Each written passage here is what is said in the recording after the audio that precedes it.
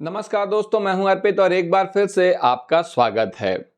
अब की बार 400 पार का नारा देने वाले प्रधानमंत्री नरेंद्र मोदी को भी अब ये समझ आ गया है कि हकीकत इस बार कुछ और है।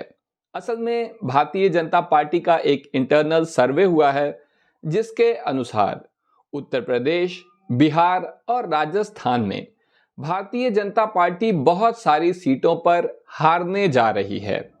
यूपी में स्थिति सबसे ज्यादा खराब है क्योंकि यहां पर भारतीय जनता पार्टी को 30 सीटों का नुकसान होने जा रहा है। तो वहीं बिहार में 15 सीटों का और राजस्थान में 7 सीटों का नुकसान हो रहा है। तो इस तरह से आप देख सकते हैं कि 400 पार का नारा तो दूर की बात है। अब मैदान में क्या होने वाला है, आइए देखते हैं। असल में समस्या यह है कि अगर चिराग पासवान और तेजस्वी यादव का गठबंधन फाइनल हो जाता है तो बिहार में जो 15 सीटें अभी जाती दिख रही हैं हाथ से, ये स्थिति और भी ज्यादा गंभीर हो सकती है। तो हम पहले यहां पर बात करेंगे उन 3 राज्यों के बारे में जहां पर भारतीय जनता पार्टी 52 सीटों पर हारने जा रही है। इसमें सबसे पहले है उत्तर प्रदेश की 18 सीटें, जहां भारतीय जनता पार्टी के मौजूदा सांसद हार जाएंगे, जबकि 16 सीटें पिछली बार उत्तर प्रदेश में इंडिया गठबंधन ने जीती थी, सपा, बसपा और कांग्रेस ने 80 में से। और जो सीटें हैं जहां पर भाजपा के सांसद हारने जा रहे हैं, मैं आपको एक एक करके उनका नाम बताता हूं। तो सबसे पहली है आजमगढ़, जहां से बहुत ही बड़बोले नेता हैं भारतीय जनता पार्टी के, एक भोजपुरी सुपरस्टार हैं, नाम है दिनेश लाल यादव निरहुआ। ये चुनाव हारने जा रहे हैं भाजपा के सर्वे के अनुसार। चाहे यहां से अखिलेश यादव लड़ें, चाहे धर्मेंद्र यादव लड़ें, चाहे जो भी लड़े, लेकिन इस सीट पर भाजपा की हार तय है। दूसरी सीट है बदायूं। बदायूं से वर्तमान सांसद हैं स्वामी प्रसाद मौर्य की बेटी संघमित्रा मौर्य, भारतीय जनता पार्टी की तरफ से। खबर है कि इनका टिकट बिल्कुल कटना तय है, लेकिन यहां से जिस भी कैंडिडेट को उतारेंगी, यहां पर समाजवादी पार्टी ने अच्छी खासी बढ़त बना ली है और भाजपा यहां हारने जा रही है। इसके अलावा मोहनलालगंज से कौशल किशोर सांसद हैं, ये सीट भी जा रही है। जयप्रकाश रावत की हरदोई जा रही है हाथ से भाजपा के। और एटा भी भारत भाजपा हारने जा रही है, जहां पर राजवीर सिंह राजू जो है वर्तमान सांसद हैं। देवेंद्र सिंह भोले जीते हुए हैं अकबरपुर से और ये सीट भी इस बार भारतीय जनता पार्टी हार जाएगी। इसके अलावा बांदा से भी भाजपा हारने जा रही है, जहां आर.के. सिंह पटेल वर्तमान सांसद हैं। इसके अलावा केसरी देवी फूलपुर से हार जाएंगी अगर चुनाव लड़ेंगी तो। ये सीट मेरे ख्याल से भारतीय जनता पार्टी निश्चित रूप से गंवाने जा रही है, चाहे इनका अपना दल लड़े अनुप्रिया पटेल वाला, चाहे ये लड़े, इस सीट पर भाजपा की हार तय है। कुशीनगर भी भारतीय जनता पार्टी के हाथ से निकलने जा रही है। विजय दुबे यहाँ के वर्तमान सांसद हैं, लेकिन ये इस बार जीत नहीं पाएंगे। वहीं बाराबंकी में भी भारतीय जनता पार्टी हार जाएगी। उपेंद्र रावत यहाँ के वर्तमान सांसद हैं, ये सीट भी भाजपा के हाथों से गई समझिए। फर्रुखाबाद मुकेश राजपूत की, प्रतापगढ़ संगम लाल गुप्ता यहाँ के सांसद हैं, ये दोनों ही सीटें भाजपा हारने जा रही है। वहीं संत कबीर नगर, जहां से प्रवीण निषाद सांसद हैं, ये भी सीट हार रही है भाजपा अपने सर्वे के अनुसार। इसके अलावा राजेश वर्मा की सीतापुर, रेखा वर्मा की धौरहरा, रमेश बिंद की भदोही, ये तीनों सीटें भाजपा हार जाएगी। इसके बाद राजवीर दिलेर की हाथरस की सीट भी भारतीय जनता पार्टी के हाथों से जा रही है। और इस लिस्ट में आखिरी नाम है मिश्रिक का, जहां से अशोक रावत वर्तमान सांसद हैं और भारतीय जनता पार्टी यहां पर बहुत पीछे छूट चुकी है। अब देखिए, बात यह है कि मंदिर भी वहीं बन गया है। इसके अलावा सारी चीजें भारतीय जनता पार्टी अपने चुनावी गुणागणित के हिसाब से कर रही है। काशी मुद्दा उठा रही है और मथुरा का मुद्दा उठा रही है, लेकिन इस सब का चुनावी लाभ उत्तर प्रदेश में भी मिलता दिखाई नहीं दे रहा है। यूपी से बाहर अगर हम बात करें तो राजस्थान में भी स्थिति बहुत खराब है। बीजेपी ने राजस्थान में 2019 में क्लीन स्वीप किया था, यानी सभी सीटों पर यहां जीत गई थी। 25 सीटें हैं, 25 की 25 जीत गई थी।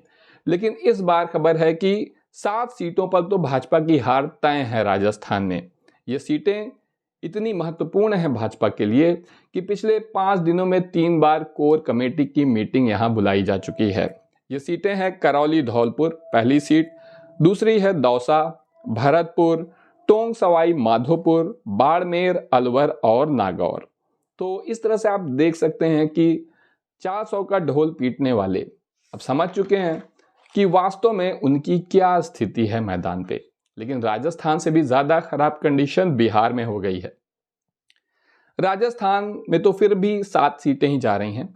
बिहार में भारतीय जनता पार्टी का मास्टर स्ट्रोक था नीतीश कुमार जी को अपने साथ मिलाने का।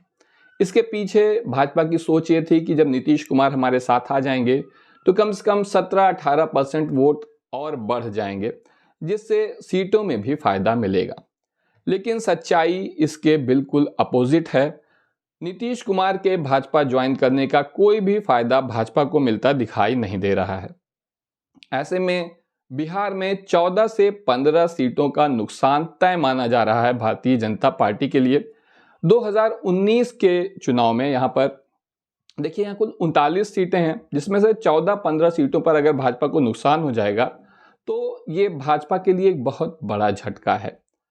तेजस्वी यादव की यात्रा में पहले ही जन सैलाब उमड़ रहा है। आप लगातार टीवी पर देख सकते हैं और दूसरी मीडिया पर देख सकते हैं। टीवी तो उतना दिखाती नहीं है, चीज़ों को दबाने की कोशिश करती है, लेकिन अब भाजपा की योजना इन सभी जगहों पर फेल होती दिख रही है। उत्तर प्रदेश, बिहार और राजस्थान में भाजपा का प्लान ये था कि देखो, राम मंदिर वहीं बन गया है, राजभर भाजपा में आ गए, जयंत चौधरी भाजपा में आ गए, नीतीश कुमार को भी तोड़ लिया गया है। तो ये सब करके भारतीय जनता पार्टी इस क्षेत्र में कम से कम उत्तर भारत में मंदिर प्रभाव और बाकी चीजों के साथ क्लीन स्वीप कर लेगी। लेकिन अब ना तो यहां पर राम मंदिर मुद्दे पर वोट मिलते दिखाई दे रहे हैं, ना ही काशी मथुरा का मुद्दा ही पब्लिक उतना हाथों हाथ ले रही है। भाजपा ने सोचा था कि इंडिया गठबंधन एकजुट नहीं हो पाएगा, लेकिन अब यह सपना भी टूट गया और इंडिया गठबंधन की एकजुटता आप देख सकते हैं। अब 400 तो दूर, 272 का भी आंकड़ा जो कि सरकार बनाने के लिए जरूरी है, ये मिलना भी मुश्किल दिखाई दे रहा है। इसके अलावा कुछ और प्रदेश ऐसे हैं जैसे एमपी, झारखंड, छत्तीसगढ़, इन सब जगहों पे अगर बीजेपी को 2-2, 3-3 सीटों का भी नुकसान हो जाता है, तब बीजेपी 200 का आंकड़ा भी पार नहीं कर पाएगी। मुश्किल हो जाएगा। क्यों मुश्किल हो जाएगा? इसके पीछे भी वजह है। अगर आप देखें कि भाजपा कहाँ मजबूत है, तो इसमें उत्तर भारत ही आता है। जैसे उत्तर प्रदेश में मजबूत है, बिहार, राजस्थान, मध्य प्रदेश, झारखंड, छत्तीसगढ़ और महाराष्ट्र, ये भाजपा के मजबूत एरिया हैं और यहाँ पर भाजपा को नुकसान हो रहा है। अगर आप पूरे भारत का नक्शा देखें तो खासतौर से दक्षिण में आंध्र प्रदेश, तमिलनाडु और केरल में भारतीय जनता पार्टी है ही नहीं, उसका अस्तित्व ही नहीं है। 200 सीटें ऐसी हैं भारत में जहां पर भारतीय जनता पार्टी पिछले 15 साल में कभी जीती ही नहीं है। तो जो अब की बार 400 पार कह रहे हैं, तो भारत में 543 सीटों पर लोकसभा चुनाव हो रहे हैं, 200 सीधे घटा लो 343, तो 400 पार कितनी बड़ी बकवास है ये आप समझ ही सकते हैं। लेकिन 200 सीटें, 200 से 250 सीटों पर भारतीय जनता पार्टी आगामी लोकसभा चुनाव में आने वाली है। तो आपको इस बारे में क्या लगता है, कमेंट सेक्शन में जरूर बताएं। अभी के लिए बस इतना ही, धन्यवाद।